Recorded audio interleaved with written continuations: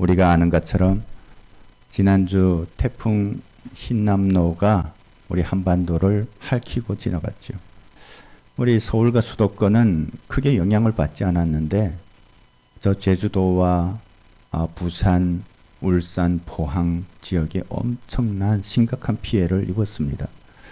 특히 여러분들 뉴스에서 들으신 것처럼 포항의 아파트 주차장이 침수되어서 10여 명의 사람들이 사망하거나 실종된 현황입니다. 아마 실종자들도 사망하지 않았을까라고 추측하고 있죠. 그런 사람들에게 금방 다가온 이 추석은 즐거움이 아닌 것이에요. 기쁨이 아닌 것이죠. 올해 추석은 그 어느 때 추석보다도 가장 슬프고 고통스럽게 느껴졌을 것입니다. 이런 명절이라고 해서 모든 사람들이 즐거움 가운데 있는 것은 아니라는 것이죠. 우리 탈북민들도 마찬가지입니다. 추석과 같은 이런 명절이 오면 특별히 고향 생각이 더 나는 거예요. 가족 생각이 더 나는 것이죠. 주변 사람들이 고향을 가고 가족들을 만나는데 갈 수 없는 그것 때문에, 남겨진 사람들 때문에 더 애타는 것이죠. 헤어진 가족으로 인한 아픔은 어쩌면 다시 만나기까지 해결될 수 없는 아픔이고 상처일 수 있습니다. 이와 같이 예견하지 못한 고난과 고통, 아픔과 상처들이 때로는 이유 없이 우리의 인생 가운데 다가오게 된다는 것입니다. 그런데 그 고통과 아픔은 어떤 그것을 당하는 사람들이 문제만은 아니라는 것입니다. 태풍 때문에 또는 북한에 고향을 두었다는 것 때문에 당하는 그런 상황만이 아니라는 것이에요. 누구에게라도 이유 없이, 예고 없이 찾아올 수 있는 시련이고 고통일 수 있다는 것입니다. 여러분, 21년 전 오늘 무슨 일이 있었습니까? 알카에다에 의해서 9.11 테러가 일어났어요. 여러분, 이유도 알지 못하고 아무것도 모르게 그런 상황 가운데 있던 사람 수천 명이 테러로 희생되었어요. 여러분, 그것이 그들의 잘못입니까? 아닙니다. 정직하게 그리고 또 바르게 살았음에도 불구하고 이와 같이 이유 없이 고통과 어려움이 찾아올 수도 있다는 것이에요. 여러분, 그리스도인들이라고 해서 그것에서 비껴가는 것이 아닙니다. 그리스도인들도 마찬가지입니다. 불의와 타협하지 않고 정직하고 바르게 살았음에도 불구하고 때로는 비웃음과 손가락질을 당할 수 있다는 것이에요. 어쩌면 그리스도인으로 바르게 살았기 때문에 세상 사람들보다 더 큰 어려움을 당할 수도 있습니다. 여러분, 그런 확률이 그렇지 않은 사람들보다 더 높을 수가 있다는 것이에요. 여러분, 그런 상황을 당하게 되면 어떻습니까? 그런 상황 앞에 우리가 놓였을 때 우리 마음이 어려워지는 거예요. 왜 나에게 이런 어려움이 다가왔나? 왜 나에게 이런 시련이 왔을까?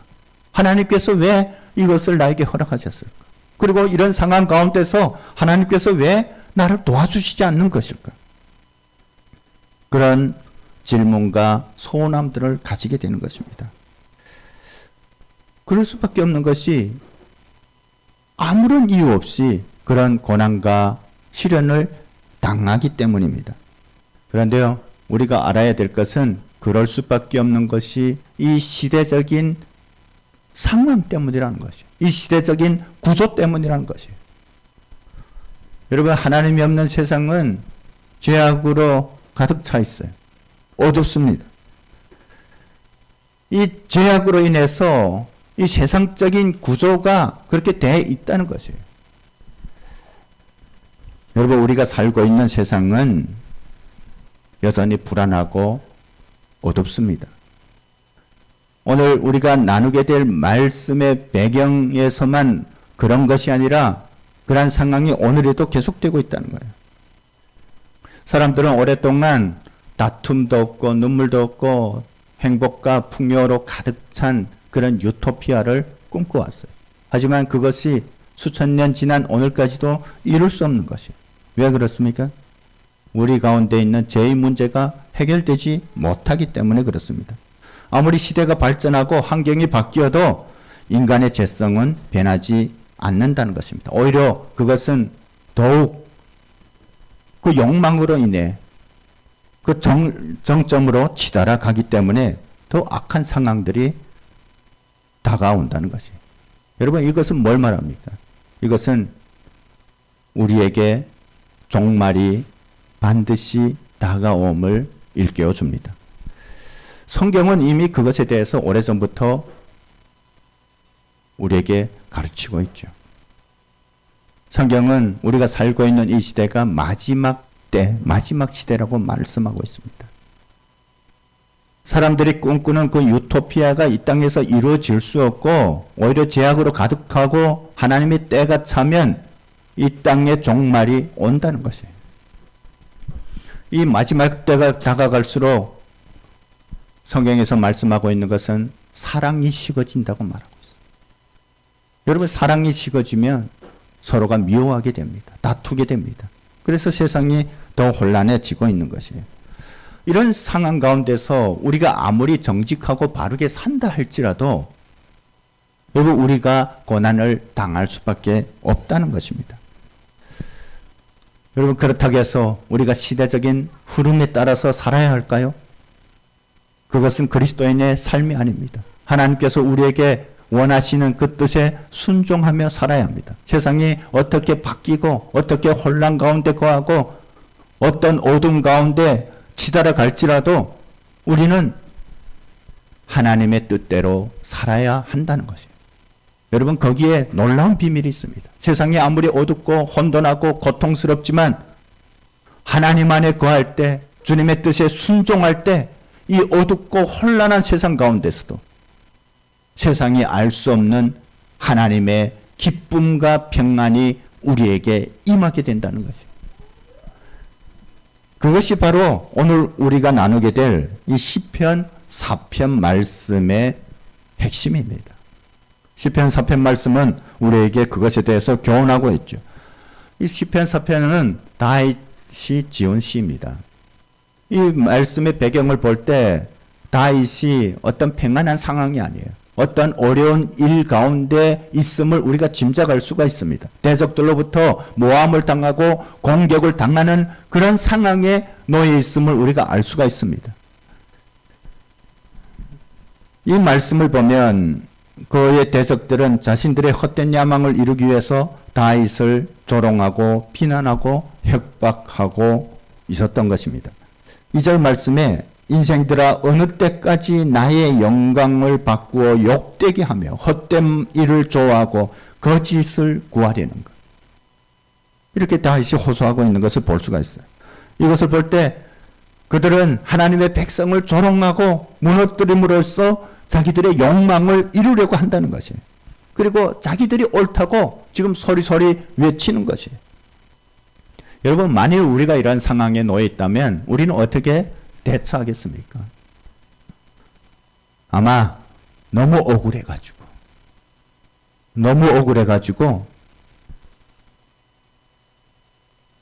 주먹을 쥐고 싸우기도 하고 소송도 하고 하소연도 하고 그렇게 할 것입니다. 하지만 이러한 상황에서 시인은 하나님께 간절히 구하는 것을 우리는 볼 수가 있습니다. 1절 말씀 우리가 읽어볼까요? 내 의의 하나님이여 내가 부를 때에 응답하소서. 곤란 중에 나를 너그럽게 하셨사오니 내게 은혜를 베푸사 나의 기도를 들으소서. 기도하고 있었다는 거예요. 여러분, 하나님 백성에게 주어진 가장 큰, 가장 강력한 은혜가 있다면 기도의 특권입니다. 여러분, 세상은 이러한 특권을 가질 수가 없어요. 우주 만물을 창조하신 그 하나님, 그 하나님의 능력이 우리가 기도할 때 임하게 된다는 것이에요. 하나님께서는 자신의 백성들의 간구에 응답하시는 분이십니다. 우리가 성경을 보면 많은 믿음의 선진들이 어려운 상황 가운데서도 하나님께 기도함으로 인해서 그 상황을 이기는 것을 볼 수가 있습니다. 수많은 대적들에게 에어싸임을 받았어도 그런 상황에서 어떤 혈기로 대응하는 것이 아니라 하나님 앞에 기도함으로써 하나님의 도우심을 받았던 것을 우리는 알 수가 있습니다. 오늘 말씀에서 시인이 고백하는 것처럼 우리의 하나님은 의의 하나님이세요. 1절 말씀에 내 의의 하나님이요 라고 부르짖지 않습니까? 때문에 우리가 하나님 앞에 정직하고 온전히 서기를 원한다면 세상의 그 어떠한 거짓과 참소에도 하나님께서는 정확하게 판단하신다는 것이에요. 여러분, 하나님만이 진리이고 공의이고 모든 판단의 기준입니다. 세상이 자기가 옳다고 아무리 소란을 떨고 또 하나님의 백성들을 판단하고 정죄할지라도 우리의 심판자 되신 하나님께서 그것을 온전히 구분하시고 판단하신다는 것이에요. 시인은 그것에 대해서 너무나도 잘 알고 있었습니다. 때문에 그것에 대해서 확신하고 있었습니다. 하나님께서 자신의 편으로 계시는 한 세상의 그 무엇도 자신을 무너뜨릴 수 없다는 것을 그는 알고 있었습니다. 그래서 그렇게 고백하는 것이에요. 여호와께서 자기를 위하여 경건한 자를 택하신 줄 너희가 알지어다. 내가 그를 부를 때에 여호와께서 들으시리로다.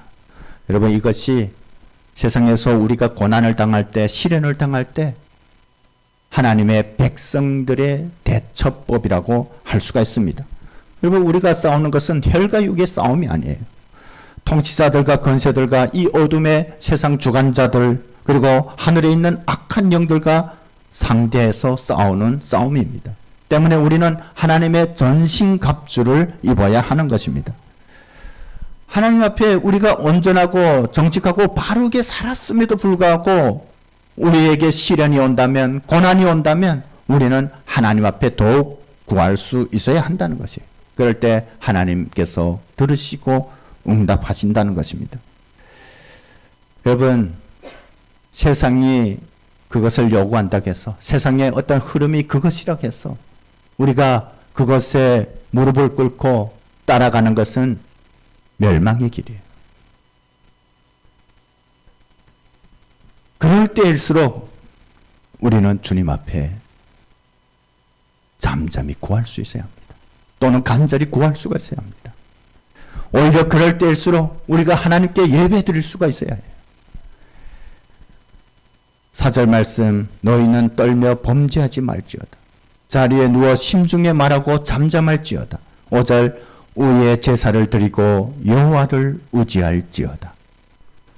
여러분, 세상이 그것을 요구한다고 해서, 그것 때문에 우리를 압박한다고 해서 그것에 따라가면 안 된다는 거예요. 여러분, 왜 하나님께서 우리에게 고난을 허락하실까요?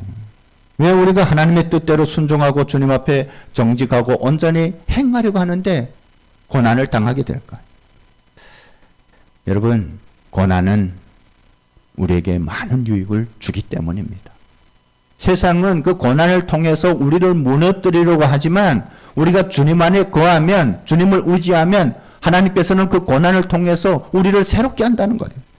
우선은 그 고난을 통해서 우리에게 더욱 하나님을 바라보게 합니다. 고난을 통해서 우리는 십자가의 그 은혜를 깨달을 수 있습니다. 여러분, 고난은 우리에게 세상에 알 수 없는 많은 영적인 유익을 줘요. 이 고난을 통해서 하나님께서는 우리 메마르고 강팍한 심령 가운데 주님의 성품을 심어주는 거죠. 오늘 1절 고백에 있는 것처럼 곤란 중에 나를 너그럽게 하셨사오니. 그리고 고난을 통해서 우리는 그리스도의 성품을 닮아가는 거예요. 다윗은 자기 아들 압살롬의 반역으로 왕궁에서 쫓기는 처지에 놓여 있었습니다. 그런데 그것에 대해서 그는 원망하지 않았어요. 불평하지 않았어요. 그때 시므이라는 어떤 듣도 보지 못한 한 사람이 왕을 따라다니면서 조롱했어요. 그런데 그것은 엄청난 압박이 될 수가 있어요. 그럼에도 불구하고 다윗은 그런 상황을 당하는 것도 하나님의 뜻이라고 생각하고 나를 향한 하나님의 계획이라고 생각하고 그것에 대해서 불평하지 않았습니다.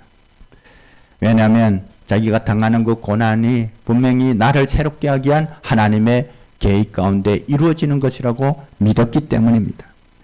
여러분, 우리에게 하나님을 향한 온전한 믿음이 있다면 우리는 시련 가운데, 세상의 조롱 가운데 마음이 너그러워지고 배포가 생기게 되는 것이에요. 이 고난은 우리를 새롭고 강인하게 합니다. 여러분, 새가 왜 강합니까? 용광로 속에서 뜨거운 온도에 녹였다 식혔다 그런 과정을 반복하기 때문에 새가 강해지는 거예요. 이 혹시 황제 나방이라고 아시나요? 황제 나방이라는 이 아름다운 나방이 있어요. 근데 이 황제 나방 누에 고치는 플라스크처럼 생겼어요. 근데 거기서 황제 나방이 그 고치를 뚫어 나오느라고 엄청나게 고통을 당합니다. 막 날개가 너덜너덜해질 것처럼 보이는 그러한 어려움을 당합니다.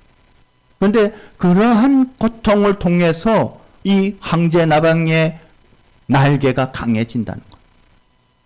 그래서 한 과학자가 이 황제 나방을 관찰하다가 그 누에 고치에서 빠져나오는 게 너무 처참해 보여서 이 황제 나방을 도와주느라고 그 잘라졌어요. 그 가위로 고치를 잘라줬더니 이 황제 나방이 그냥 아름다운 모습, 무지개빛 그 날개를 그대로 간직한데 쉽게 나왔어요. 그런데 그 아름다운 날개로 창공을 날지 못하고 몇 걸음 기어가다가 죽었다는 거죠.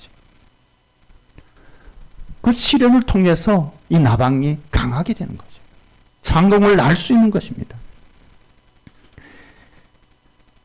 우리에게 하나님께서 허락하신 고난은 우리로 하여금 그리스도를 닮아가고 하나님 안에서 강인하게 하고 새롭게 세워지게 하는 것입니다. 마지막으로 이 고난을 통해서 우리는 주님으로부터는 진정한 기쁨과 평안을 누릴 수 있다는 것입니다. 여러분들이 베토벤을 잘 아실 것입니다. 베토벤은 귀를 듣지 못합니다. 장애를 가졌습니다. 그가 32살 때에 가장 슬픈 글을 기록했습니다. 그것이 뭐냐면 유서예요. 거기에는 그의 삶에 대한 원망으로 가득하게 쓰여져 있었습니다. 이런 문구가 있었어요. 나는 6년 동안 나아지리라는 희망에 속았던 절망의 상태였다. 나는 기머거리다. 다른 사람에게보다 내게 더욱 완전해야만 하는 감각의 허약함을 내가 어떻게 감당해낼 수 있을까? 잠시 후면 나는 나의 삶을 마감하게 될 것이다. 이 불운한 존재요. 이렇게 썼어요. 그러니까 베토벤이 음악까지 하나요. 그에게 누구보다도 이 청각이 중요한 것이에요. 그런데 그가 들을 수가 없어요. 그러니까 얼마나 절망 가운데 빠졌겠습니까? 그래서 누구로부터 이제 몇 년 지나면 나아질 수 있다라는 그 희망을 가지고 살았는데 좀처럼 나아지지 않는 거예요. 그래서 절망 가운데 빠지고 목숨을 끊으려고 했던 것이에요. 그러다가 마지막에 이렇게 덧붙였다고 합니다. 오 하나님이시여, 나에게 마지막으로 순수한 기쁨의 날을 허락하소서. 그런데 그의 그러한 간구가 응답되었습니다. 그로부터 24년 후에 베토벤은 비엔나의 한 극장에 있었습니다. 그는 실러의 기쁨의 송시를 오케스트라의 반주에 맞춰서 이렇게 연주했습니다. 그러자 사람들이 환호했어요. 하지만 베토벤은 사람들의 그 환호를 들을 수가 없었습니다. 그렇지만 그는 내면으로부터 들려오는 주님의 음성으로 진정한 기쁨과 평강을 맛볼 수가 있었습니다. 고난은 우리로 하여금 하나님 안에 더 견고하게 거하게 하죠. 주님 안에는 영원한 마르지 않는 영원한 기쁨과 평안이 있습니다. 때문에 이 고난은 우리로 하여금 좌절하고 넘어지는 것이 아닌 더욱 주님의 은혜를 보게 하고 주님 안에 거할 때 세상이 알지 못하는 그런 기쁨과 평강을 누리게 하는 것이에요. 여러분 혹시 비행기를 타고 높이 날아보셨습니까? 우리가 비행기를 타신 분이라면 구름 위로 날아 올라가면 그 위에 얼마나 깨끗한 하늘이 있는지 알 수 있을 것입니다. 물론 우리가 타는 항공기는 그리 높이 날지 못해요.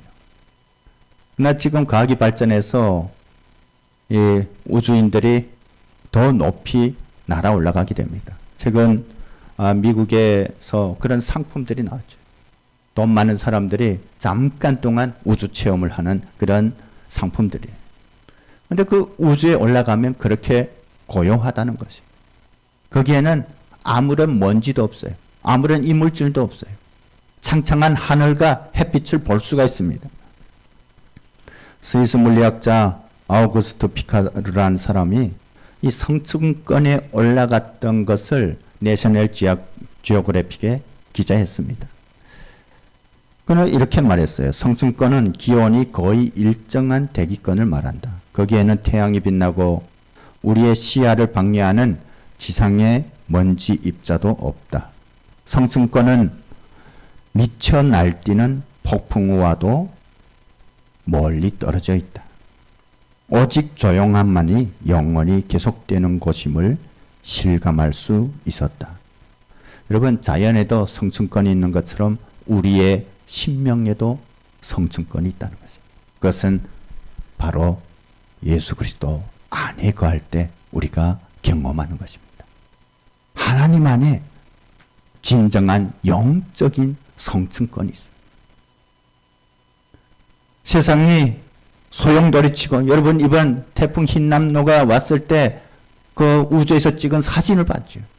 그 태풍의 눈이라고 하는 거기에는 엄청난 소용돌이가 있어요. 하지만 그 위에 올라가면 그것을 느낄 수가 없다는 거예요. 우리가 예수 그리스도 안에 거하면 세상이 아무리 어둡고 곤란하고 죄악으로 가득 탈지라도 또 우리를 핍박할지라도 우리가 예수 그리스도 안에 거하면 하늘로부터 오는 진정한 하나님의 기쁨과 평강이 우리를 지배하게 된다는 거죠. 그래서 우리가 주님 안에 거하는 것이 중요합니다. 우리가 세상의 어떤 시련 가운데 고난 가운데 고통스럽고 넘어지는 것은 주님 안에 온전히 거하지 못했기 때문입니다. 우리가 주님 안에 온전히 거할 수 있다면 그 무엇도 우리를 무너뜨릴 수 없다는 거죠. 왜냐하면 주님의 기쁨과 평강, 하늘로부터 오는 세상이 알지 못하는 그 기쁨과 평강으로 주님께서 우리를 감싸기 때문에 하나님 안에서의 참된 평안은 우리를 세상에서 알 수 없는 하늘의 기쁨과 소망으로 가득 채워줍니다. 그래서 우리의 삶이 즐거운 거예요. 하나님 안에 거할 때 우리는 비로소 진정한 기쁨과 평강을 누릴 수 있는 것입니다.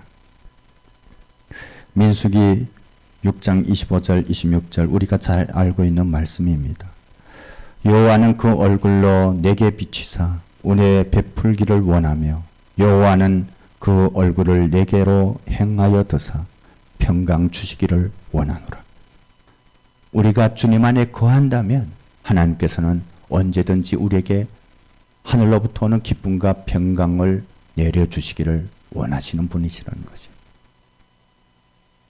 그래서 오늘 시인이 고백하는 것처럼 그러한 기쁨이 세상의 풍요함보다 비교할 수 없이 크고 놀랍다는 것을 우리에게 깨닫게 하는 것입니다. 여러분, 이 풍요한 가을에 얼마나 상가들이 아름답습니까? 얼마나 풍요합니까? 하지만 그것에 비교할 바가 못 된다는 것이에요. 그분이 바로 우리의 하나님이세요. 그 하나님 안에 거할 때 우리는 충분히 기쁠 수가 있습니다. 즐거울 수가 있습니다. 또 평안을 누릴 수가 있습니다.